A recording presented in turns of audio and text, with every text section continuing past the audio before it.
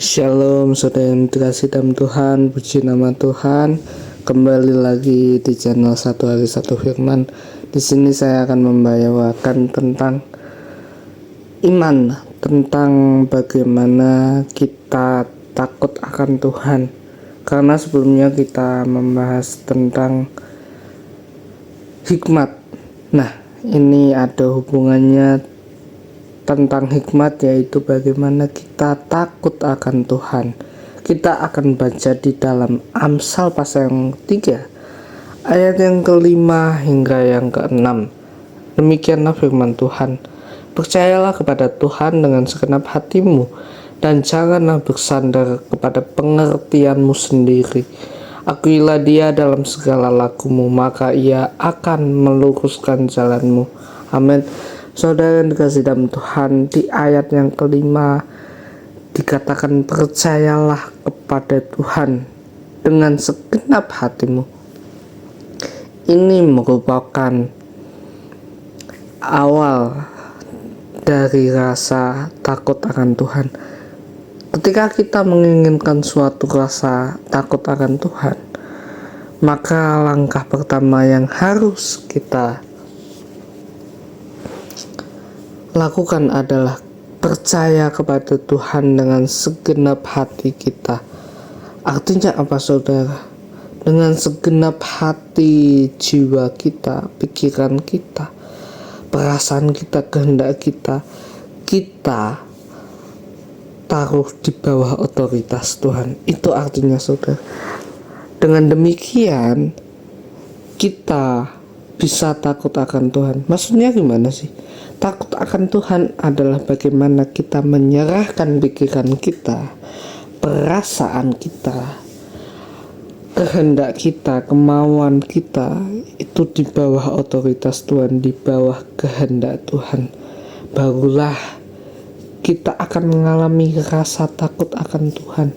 Bagaimana kita takut kalau kita tidak berjalan sesuai dengan kehendak Tuhan? Pasti ketika kita mengikuti Tuhan Yesus, ketika kita semakin intim dengan Tuhan Yesus, kita akan semakin peka, saudara, bagaimana kita harus melakukan hal yang baik dan benar di mata Tuhan dan menjauhi kejahatan. Nah, ketika kita sudah intim dengan Tuhan, semakin kita intim dengan Tuhan, maka semakin kita memahami sebenarnya apa sih kehendak Tuhan dalam kehidupan kita. Sama seperti orang berpasangan, ya, berpacaran, mereka tidak langsung berkata, "Hei, kamu cantik, ayo pacaran," dan lain sebagainya. Mereka tidak langsung pacaran begitu saja, saudara. Tetapi bagaimana mereka melewati sesi-sesi pengenalan terlebih dahulu. Artinya apa, saudara? Sama dalam kehidupan rohani kita, ketika kita lebih intim dengan Tuhan, keintiman kita dengan Tuhan lebih terbangun, maka saudara, kita akan dengan mudah memahami sebenarnya pikiran kita mau diisi dengan apa, perasaan kita mau diisi dengan apa, kehendak kita mau diisi dengan apa. Saya kasih contoh. Pikiran kita mau diisi dengan berita-berita perang, berita-berita hoax, atau apapun itu, atau justru pikiran kita diisi dengan kebenaran firman Tuhan, dengan Alkitab 1 pasal 2 pasal 1 hari, tidak masalah, saudara. Yang penting kita diisi dengan pikiran, diisi dengan firman Tuhan. Amin. Yang kedua, perasaan. Apakah perasaan kita diisi dengan dendam, sakit hati? Apakah perasaan kita diisi dengan kecemburuan, dengan pahit hati, dengan iri hati, dengan kesombongan? Atau justru perasaan kita diisi dengan kasih, dengan mengampuni, dengan mengasihi, dengan rasa belas kasihan untuk menolong sesama kita.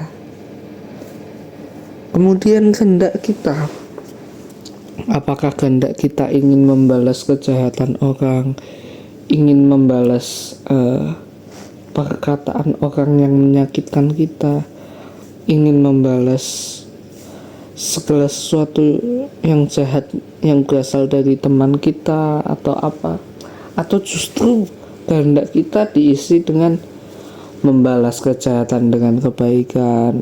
Bagaimana kita semakin mengasihi saudara kita kalau walaupun dia berbuat jahat, walaupun dia telah curang terhadap kita, walaupun kita rugi secara duniawi karena dia, tapi kita benar-benar memilih berkehendak untuk mengasihi. Nah, itu saudara contoh-contoh dari takut akan Tuhan. Makanya di sini percayalah kepada Tuhan dengan segenap hatimu. Artinya apa, saudara?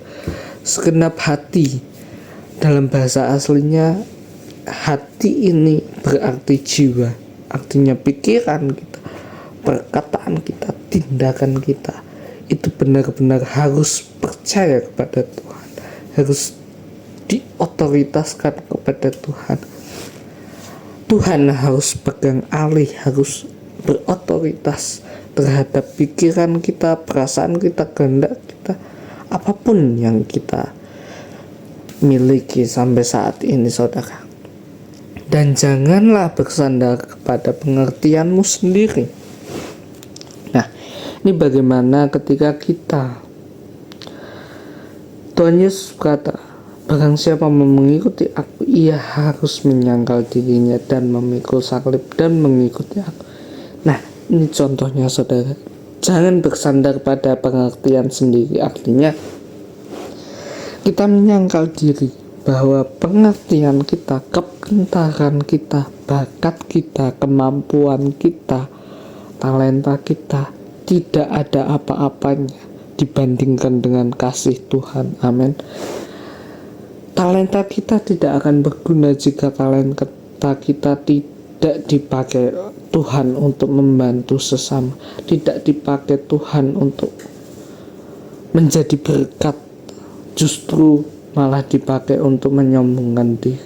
Nah, ini saudara, ketika kita mengandalkan pengertian kita melakukan pelayanan bisa jadi agar kita dipuji, supaya kita dipuji, supaya kita mendapat penghormatan, supaya kita mendapat uang dan lain sebagainya. Tetapi ketika pengertian kita bersandar kepada Tuhan, kita menilai pelayanan itu sebagai suatu hal yang benar-benar ditujukan kepada Tuhan. Ini loh Tuhan, pelayanan ini sepenuhnya untuk Engkau, dari Engkau dan atas Engkau. Biarlah Tuhan yang bertindak, biarlah Tuhan yang memberi, biarlah semuanya demi kemuliaan Tuhan. Baru kita bisa memasuki bagaimana pikiran kita tunduk sama Tuhan. Di ayat yang ke-6, akuilah dia dalam segala lakumu, maka ia akan luruskan jalanmu. Amin. Ini sama seperti tadi, bagaimana kita menyerahkan kehidupan kita, yang ada dalam kehidupan kita, segala milik kita itu kepada otoritas Tuhan. Artinya apa, saudara? Bagaimana kita hidup, bukan diri kita sendiri lagi, tetapi bagaimana Tuhan Yesus yang sudah ada di dalam hati kita, itulah yang akan berotoritas, yang memerintah dalam kehidupan kita. Nah, yang menarik, saudara, ada di ayat yang ke-7. Janganlah engkau menganggap dirimu sendiri bijak, takutlah akan Tuhan dan jauhilah kejahatan. Nah, saudara, yang menarik di sini adalah takutlah akan Tuhan dan jauhilah kejahatan. Jauhilah kejahatan. Yang dibahas pasal ke-7 ini, jangan engkau menganggap dirimu sendiri bijak. Berarti ini membahas tentang kesombongan, saudara. Bagaimana kesombongan itu benar-benar